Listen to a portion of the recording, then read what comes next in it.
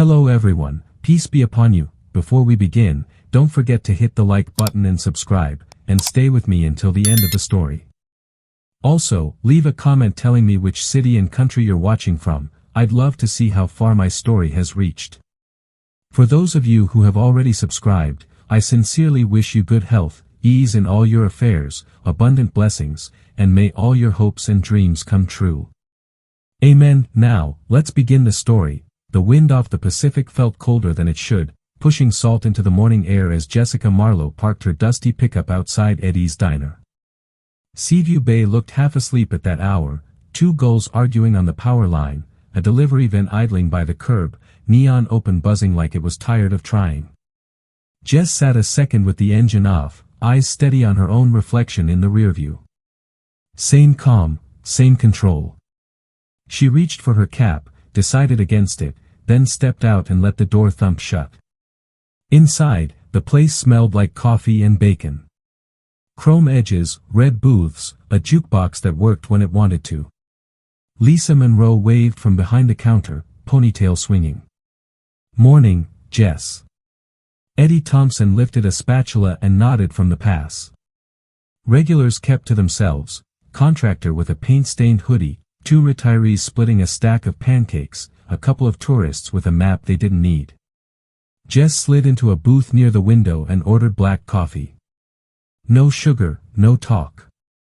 She wasn't hiding, she just liked quiet. Seaview Bay looked harmless from that window.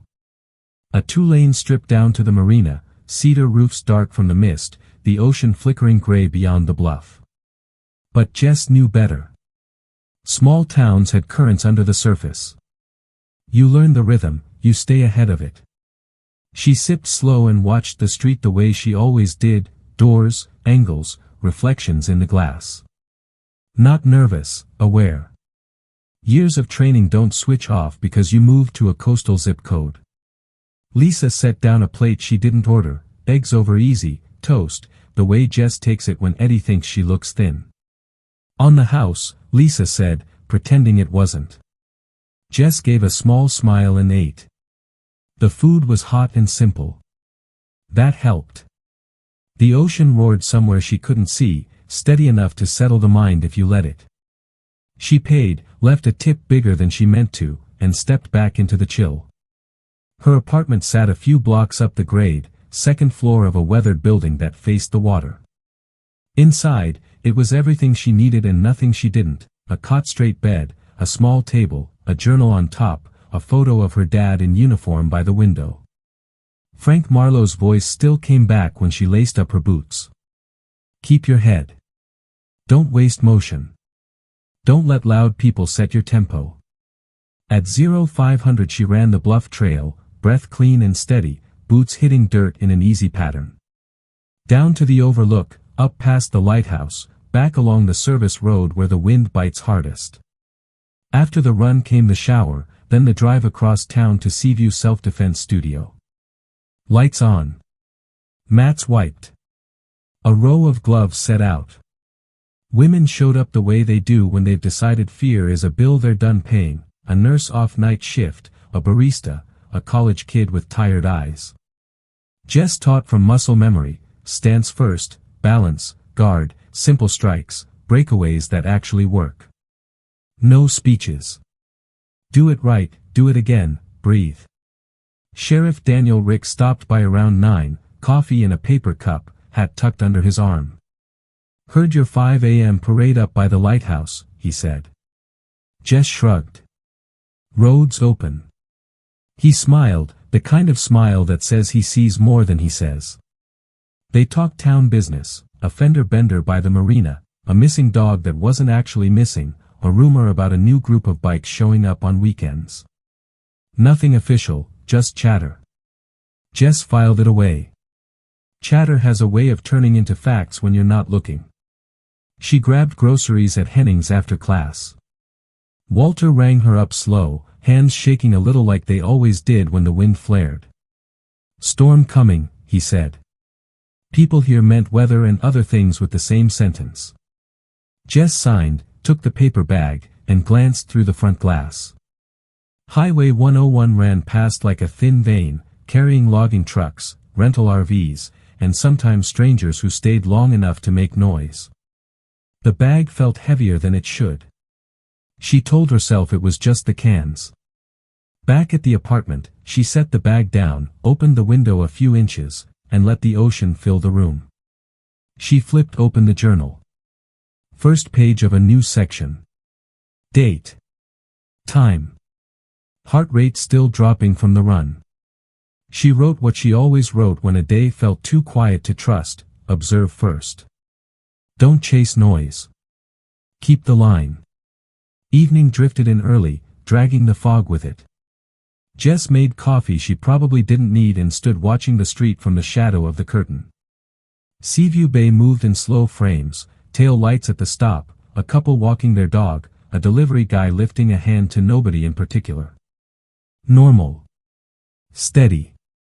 She wanted it to stay that way. She also knew it rarely did. On the table, her phone buzzed. Natalie sent a selfie from the studio mirror, gloves up, caption all caps, "I almost nailed the pivot." Jess answered with a thumbs up and a note to fix her bass next class. Small wins stack. That's how confidence grows. At lights out she checked the door twice, then the window latch, then the stairwell through the peephole out of habit, not fear.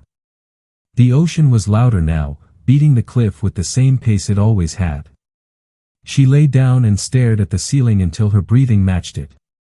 Tomorrow was diner, run, mats, groceries, patrol cars rolling by, and whatever else the coastline decided to drag in. She didn't mind routine. Routine keeps you honest. Before sleep, she said it in her head the way her dad used to: don't swing first. Don't swing wild. Make it count if you have to. The town exhaled. The neon down on Main hummed. Somewhere, far enough to ignore but close enough to hear, an engine popped once and faded. Jess closed her eyes and let the sound go. Quiet holds if people hold it. She intended to. Until someone forced her not to. It happened on a Wednesday night when the fog sat low and the diner's neon flickered like a tired heartbeat. Jess pulled into the same spot, slid into the same booth, and nodded at Lisa. Coffee came quick. She wrapped both hands around the cup and let the heat do its work. The doorbell jingled. 4 engines had pulled up outside, loud, lazy revs that wanted an audience. Leather vests, patches that read iron serpents, boots that dragged like they owned the floor. Roy, Tank, Decker led them in, shoulders wide, grin wider. Buzz hovered 2 steps behind, eyes like dark glass. The room thinned. A couple paid fast. The contractor pretended to read his receipt. Eddie stopped mid-flip at the grill. Tank clocked Jess's table and smirked like he'd found a joke. Look at that, he said, loud for everyone. Marine Museum open late. Jess didn't look up. She took a sip. Lisa moved closer. Guys, keep it down, she said, voice steady but small. Tank slid into the opposite side of Jess's booth without asking. Buzz drifted to her shoulder, too close. You hear me, sweetheart? Tank said, breath of cheap whiskey and colder air. You from around here, or just borrowed the view? Jess kept her eyes on the window.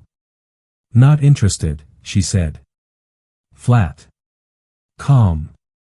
Move. Tank laughed and leaned back like he had all night. She's got rules, he told the room. How about that? He reached for her cup, tilted it, let coffee bleed across the table. It ran over her knuckles, hot but manageable. Lisa gasped. Hey. Jess didn't flinch. She pulled a napkin, wiped her hand, set the napkin in a neat square. Last chance, she said, eyes on him now. He saw the shift, felt something he couldn't name, and pushed harder to cover it. The spit came out of nowhere, ugly and fast, dotting her cheek and jaw. The diner went silent like someone killed the power. Eddie swore under his breath. Buzz's grin twitched. 3 seconds. That's all it took for her breathing to return to baseline. She set the napkin aside, stood, and stepped out of the booth. No speed, no show. Control. She walked past Tank like he wasn't there. The bell over the door rang when she pushed into the mist. Behind her came laughter, forced, too loud, men trying to prove something to themselves. She didn't go far. The truck door shut, the engine turned over, then she let it idle while she looked at her reflection in the glass. Frank's line came back, "Don't let loud people set your tempo," and she almost smiled. She pulled a clean cloth from the console, wiped her face, breathed, and killed the engine. When she went back in, the room hadn't moved. Tank's grin dimmed a shade he tried to hide. Jess stopped at the counter, not at the booth. "Lisa," she said, "fresh cup." Lisa poured with shaky hands. Jess turned, coffee in one hand, the other empty and relaxed. "You're done," she told Tank, voice even. "Stand up. Pay your tab. Leave." A laugh started in his throat and died when she didn't blink. Buzz shifted his weight. The room held its breath.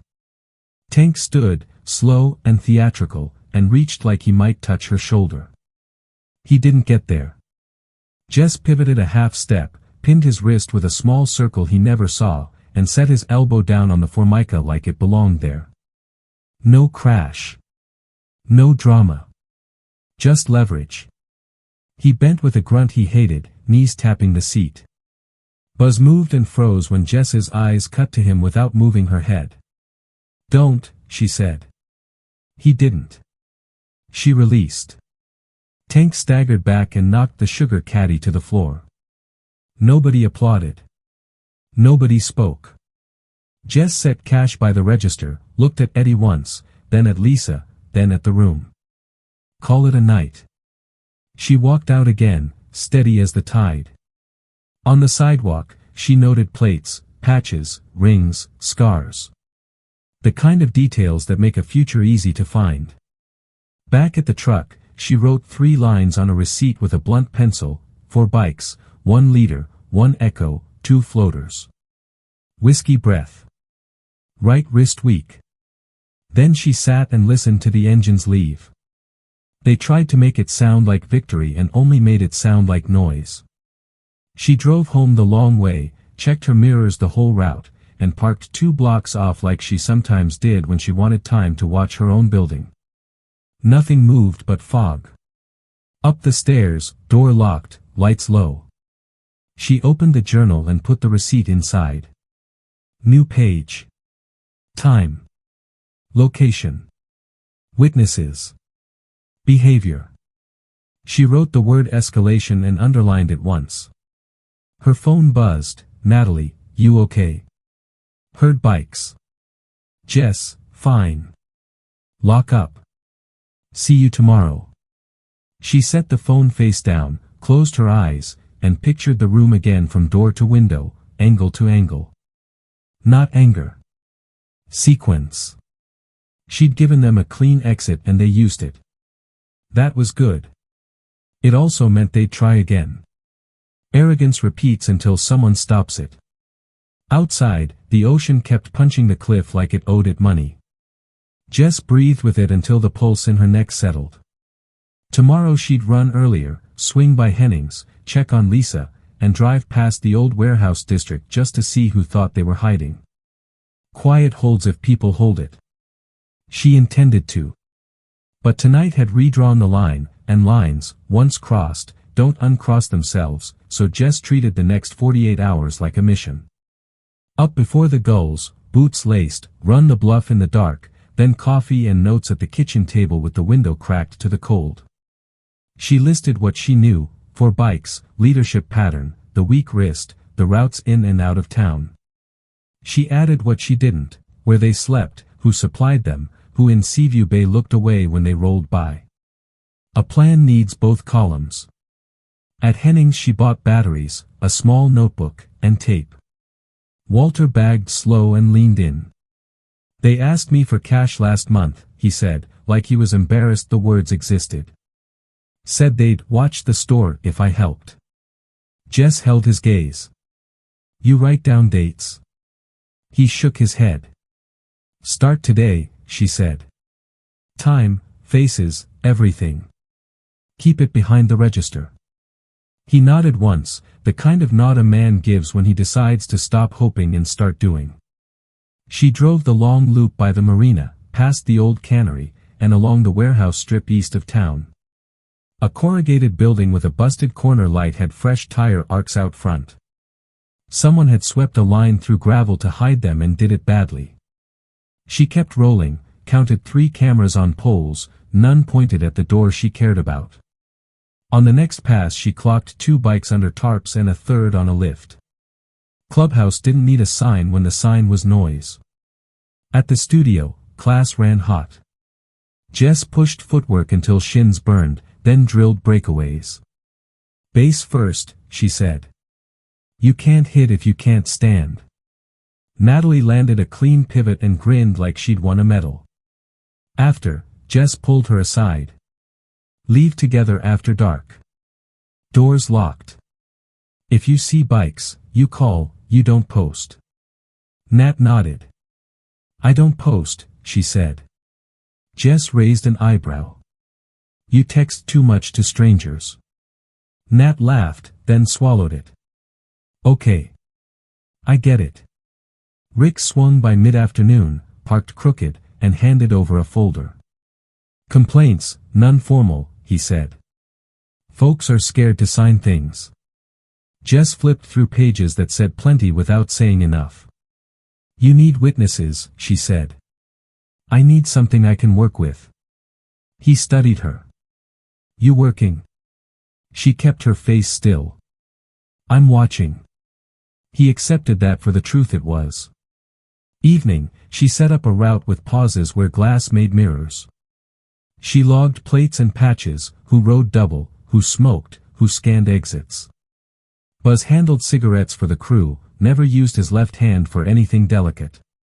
Tank carried his weight like a man who lifted big but forgot to stretch, favoring that right wrist when he shoved a door. 2 floaters rotated, 1 shaved head, 1 ball cap, both trying too hard to look bored. They shook down a bait shop on Thursday. Jess was across the street with her hood up, phone at her ear like she was bored, while a kid behind the counter handed over cash he pretended wasn't rent. No yelling, no scene. Quick squeeze, faster exit. She wrote it all down. Time. Angle. Words used. License plate. The kid saw her after and looked away, ashamed of nothing he needed to be ashamed of. Fear scrambles the compass. That's how people get lost. Back home, she mapped the week on a cheap printout. Push pins for incidents, lines for routes, circles for likely crash spots if they needed to vanish. She added the diner, Henning's, the bait shop, the warehouse. Patterns always show if you stare long enough without lying to yourself. Her pen stopped over a gap, 2 hours every night when they disappeared.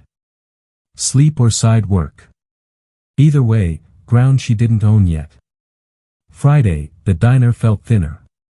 Lisa's smile had edges. Eddie kept glancing at the clock like time owed him money. Jess ordered coffee and toast and ate slow. Through the window she saw a pickup she didn't recognize idle across the street, dark tint, 2 shapes inside. Not bikes. Different look. She finished, tipped, and walked out without staring. At the corner she caught the plate in the reflection of a barber sign and filed it where it belonged. Rick's called. You free? She was. He showed her stills from traffic cams that caught chrome and leather at times that matched her notes. We can't stretch this to warrants yet, he said. But if they take another swing, I can move. She tapped the photo of Tank. He'll swing, she said. Some men only know one beat. Ricks frowned. Don't be there to catch it. She didn't promise. That night she looped by the warehouse again. The corner light flickered to life for the first time all week. Either someone fixed it or someone wanted to see their own shadow. She parked 2 blocks out, walked the alley, and listened. Voices through metal. Laughter that sounded like a dare. A bottle cracked, then rolled. She stepped back before the door banged open. Buzz came out with a box, handed it to Ball Cap, and pointed south like he owned the compass. They didn't see her. They didn't look for what wasn't loud. Back at the apartment, she wrote one line at the top of the page and underlined it twice, not about revenge. About control. Under that she added a list titled, if/then. If they touch Lisa, then call Ricks and stay on scene. If they push Walter, then cameras and statements. If they corner a kid, then end it in under 5 seconds and leave no confusion. She closed the journal and sat with the ocean until the noise in her head matched the noise outside. Sleep took work. She let it. Morning would come, and with it the same routine she trusted. Observe. Record. Support. Don't chase. If they forced the line again, she'd answer at the level they chose. Until then, quiet was the plan. Quiet is still a plan, but Saturday night didn't care. The town was crowded for a high school homecoming, extra cars on Main, music bleeding from the gym, and Eddie's diner packed with families trying to beat the rush. Jess took the corner booth with a clean view of both doors and the kitchen swing. Lisa moved fast, smile real but thin. "You good?" she asked. Jess nodded. "You?" Lisa's eyes flicked to the window. "They've been circling." Then the bell chimed and the answer walked in. 4 bikes and that same dark pickup idled at the curb like punctuation. Tank filled the doorway, Buzz at his shoulder, the 2 floaters rolling in behind like backup dancers who never got the steps. The room stiffened. Ricks wasn't here. Jess felt that absence like a missing tooth. Tank's grin came easy. "Evening, Seaview," he said, spreading his arms like he owned the place. He spotted Jess and brightened. "Coach is back." Jess didn't move. "Pay and leave," she said. Flat. Simple. He laughed and leaned across a nearby table to steal a fry off a teenager's plate. The kid shrank. Parents froze. Jess stood, not fast, not dramatic, and shifted to open floor where chairs wouldn't clip ankles. "Lisa," she said, never looking away from Tank, "call Daniel." Lisa's hand went for the phone. Buzz knocked the receiver off the hook with one lazy tap. It ricocheted and swung. "Phone's busy," he said. A lie made to sound true. Eddie stepped out from the pass, towel in his hand, voice shaking but firm. "Time to go." Tank drummed his right hand on a table edge, testing his wrist like he remembered and wanted to forget. "I was embarrassed last time," he told Jess, "and I'm not usually a fan of repeats." He reached for her shoulder. That was the last thing that went his way. Jess slid a half step, caught the wrist, turned the circle, and pasted his hand to his own chest while her forearm pinned his elbow. He folded whether he wanted to or not, jaw clamped on a sound he didn't want to make. Buzz moved, Jess shifted Tank between them like a door, and Buzz stalled, unwilling to punch his own lead. "Back," Jess said, and for the first time the word hit them like a rule. The diner held its breath. A phone camera clicked. Someone whispered, "Oh my God." Tank drove his weight to break the hold. Jess let him try, then adjusted pressure with an inch of motion that sent a clean message down his nerves. He froze. "You can walk out," she said, voice calm enough to steady a table, "or you can crawl. Decide." Buzz's eyes flicked to the pickup outside, then to the teenagers, then to the door. He wasn't brave enough to be first and too proud to be last. That left noise. He grabbed for a sugar shaker and flung it. Jess turned her head, glass burst against the metal edge of the pass. In the blink it took Buzz to commit, Jess released Tank and stepped into him, heel down, shoulder low, a simple entry that put Buzz on the tiles without drama. She didn't chase. She reset her base, hands visible, palms empty. "Out," she said. "Now." The floaters backed into one another and found the door with their spines. Tank rose slow, eyes wet with rage. He would call something else later. He stared at Jess like naming her would make her smaller. "This isn't over," he said. "It is here," she answered. He looked for a win and found none in reach. He motioned the crew out. The bell stuttered as they shoved through.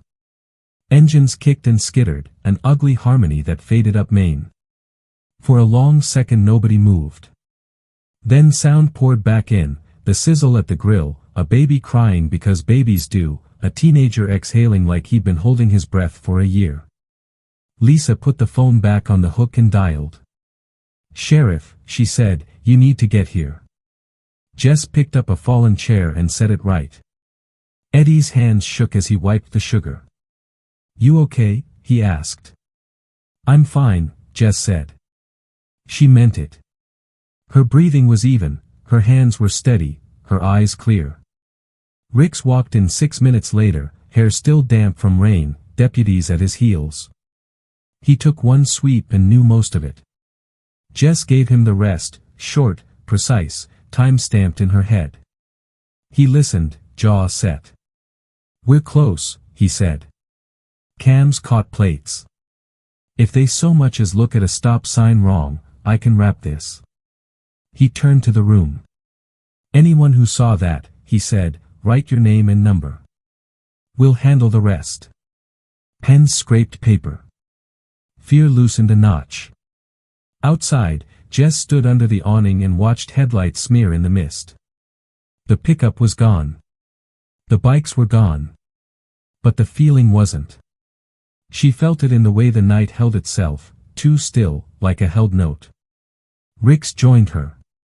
"You keep stepping into this," he said. "I keep stepping because they keep stepping," she answered. He sighed. "Be careful." She didn't say she always was. She just nodded. Back home, she peeled off damp sleeves and sat at the table with the journal open. New page, same rules. Diner.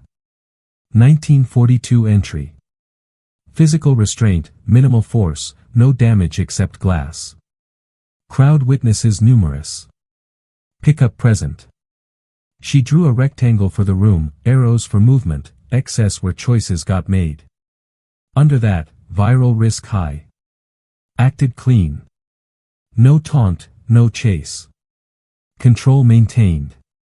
Her phone lit with a message from Natalie, "I asked that you on town chat," and a link to a shaky clip already stacking views.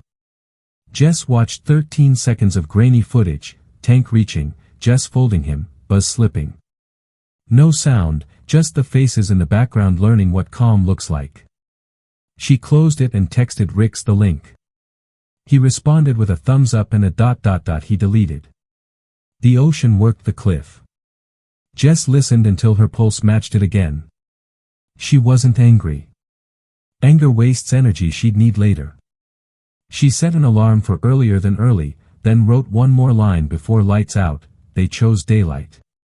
Next choice won't be theirs.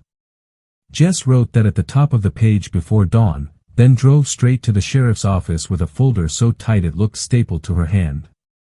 Ricks cleared a desk and they built the case in silence, timestamps from Lisa's call log, names and numbers from diners, the shaky clip, traffic cam grabs of plates, a list of hits on local shops that matched the cruise route.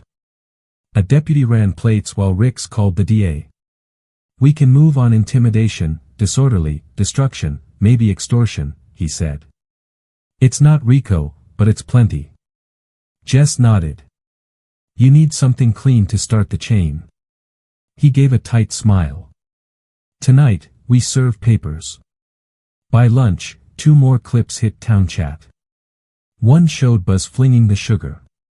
Another caught Tank's hand pinned to his chest. Comment wars exploded. Hero. Vigilante. About time. Too much force. Jess ignored all of it. She texted Lisa and Eddie to keep the back door latched and the register light off after 9. She told Natalie to cancel late class and walk to her car with 2 people. Eyes up. Keys out. Don't narrate your fear on the phone, Jess said. Nat swallowed and said okay. Afternoon brought small wins. Walter slid a folded sheet across the grocery counter, dates, times, words they used when they leaned on him. I wrote like you said, he mumbled. Jess tucked it into a plastic sleeve. This is how it ends, she said, and meant it. 2 shop owners from the marina called Rick's and agreed to give sworn statements if the first arrest held. Fear loosens when it smells a plan. At 6 p.m., deputies rolled unmarked toward the warehouse. Jess stayed out of it and hated staying out of it. She looped the far side of town instead, checking sightlines, making sure no one thought about grabbing an easy target. The radio chatter on Rick's belt did its dance, units in position, door, contact. 10 minutes later, Buzz was cuffed in the lot with grease on his hands and surprise on his face. Inside they found a cash book sloppy enough to insult math. 2 floaters were hauled in on warrants old enough to have dust. Tank wasn't there. He tried for the diner. Of course he did. He stepped in at 7:12, eyes hunting for a win that didn't exist anymore, and found 2 deputies at the counter finishing pie like they had all night. The sight took a notch out of his shoulders. He turned to leave and met Rick's in the doorway, rain running off the brim of his hat.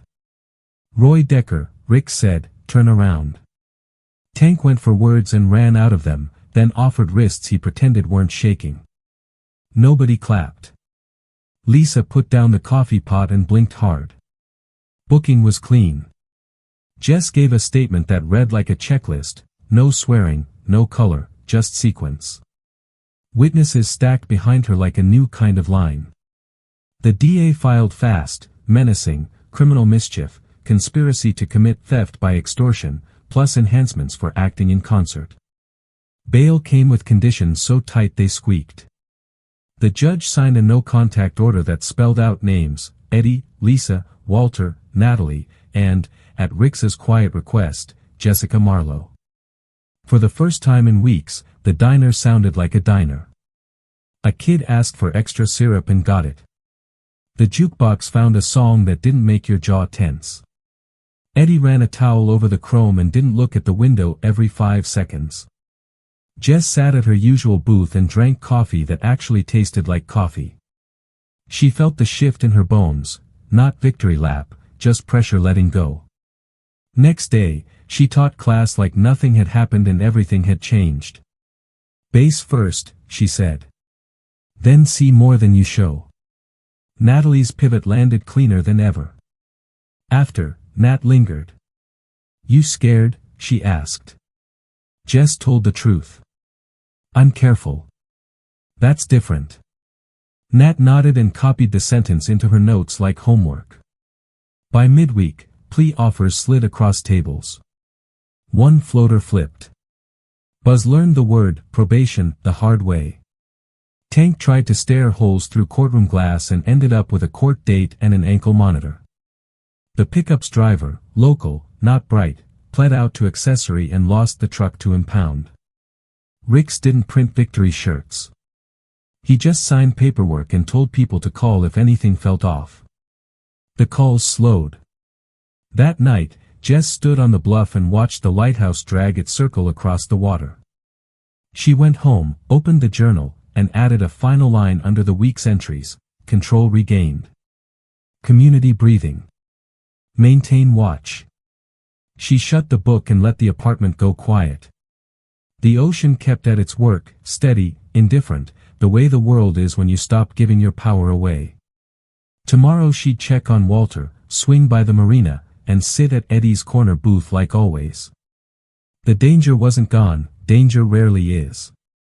But the town had its spine back, and that, for now, was enough. It didn't mean Jess stopped checking the door twice or listening for engines in the fog. It meant the town could take a full breath without tasting metal. Days settled into a rhythm that didn't grind. Eddie's opened at 6 and smelled like pancakes instead of panic. Walter stocked shelves without watching the clock. Lisa learned to laugh again, the kind that comes out before you think about it. Jess kept the same loop, run the bluff, teach the class, sit at the corner booth, watch the street through the clean slice of glass. Vigilance wasn't fear. It was maintenance. Court crept forward the way courts do. Tank showed up in a suit that didn't fit his shoulders and tried to stare a hole through the floor. Buzz signed what the DA handed him and looked like a man who had run out of guesses. Witnesses didn't whisper when they walked in anymore. They said their names and told the truth. Jess did the same, dates, times, actions, no adjectives. She left out everything that felt like drama because drama wastes pages the judge won't read. A week after sentencing, a black SUV idled across from the diner and sat there too long. Different plates. New faces. Jess clocked it, paid her tab, and stepped out into the salt air. She didn't change her pace. She walked the block, paused at the barber window, and read the plate backward in the glass. When she circled back, Rick's was already rolling slow, one arm on the wheel. The SUV moved when it saw him, turned the wrong way down a one-way, and met a deputy who wasn't there by accident. Paperwork did what it always does when you give it a reason. The strangers left with a promise they didn't want to break. The message didn't need more words. In class, Nat's pivot turned into something you could rely on under stress. Jess watched her land it 3 times in a row, then nodded once. "Good," she said. "Now make it boring." The room laughed, the nervous kind at first, then real. "Boring means you can do it on a bad day," Jess added. That's what the town had learned. Boring is a blessing when you remember what loud costs. She kept the journal going, not because she expected a sequel, but because habits are guardrails. Entries got smaller, checked docs, quiet, Hennings got new lock, 2 bikes through at noon, tourists, no patch, Lisa off early, walked her to the car. On a Tuesday, she flipped back through older pages, the receipt with 4 bikes, the map with push pins, the if/then list that let her sleep when sleep didn't want to come. She didn't feel pride reading them. She felt alignment.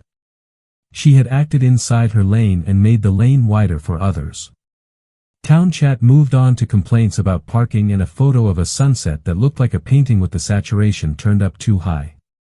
The clip from the diner still existed, but people stopped sending it to her phone with captions like legend. Good. She wasn't trying to be a story. She was trying to keep stories from happening. One evening the power blinked in a wind squall and the diner went dim. Eddie lit candles, Lisa stacked cups, and someone started a quiet song on the jukebox when it came back. Jess sat by the window and watched the reflection of the room layered over Main Street, the town's face on top of the town's road. She thought about her dad's line, "Don't let loud people set your tempo," and realized she'd taken it further. Don't let loud moments rewrite who you are. Choose once, choose again, and keep choosing. Rick stopped by her booth on his break and dropped a folded slip, a schedule for evening patrols, names of new hires, a note about a neighborhood watch forming without pitchforks or paranoia. "Took you long enough," she said, deadpan. He smirked. "Paperwork is heavier than a barbell." He looked through the glass at the calm street. "You sticking around?" She sipped her coffee. "I like the ocean," she said. It was an answer and the right one. Later, Jess walked the bluff while the lighthouse drew its patient circle. Wind cut through her sweatshirt and made her eyes water in a way she blamed on the salt. Down below, waves did the work they always do, pound, pull back, try again. She matched her breathing to it until her steps found the same beat. At the overlook, she took out the journal and wrote without the table under her hand, "Town corrected course. Keep it steady. If noise returns, answer with facts, not volume." She headed home the long way, past the warehouse that wasn't a clubhouse anymore, past the bait shop with a new bell on the door, past a mural the high school art kids painted on the cannery wall, boats and gulls and a line of text that read "Hold fast" in block letters. She smiled because the town had written itself a reminder you could see from the road. Back in the apartment, she made coffee too late and didn't care. She set the cup beside the photo of Frank and straightened the frame by a degree nobody else would notice. "Tempo's good," she said to the room. The ocean answered with another hit on the cliff, same as last year, same as before she was born. She closed the window halfway and let the sound get softer without disappearing. Before lights out, she flipped to a fresh page and left it mostly blank. At the top she printed 3 lines like a checklist you carry in your pocket: respect is earned. Control is a choice. Patience is power. She set the pen down, turned off the lamp, and let the dark do what dark does, make the simple things obvious. Somewhere on Main, the neon clicked from open to closed and nobody listened for engines. The town had its spine back. Jess kept the watch. That was enough.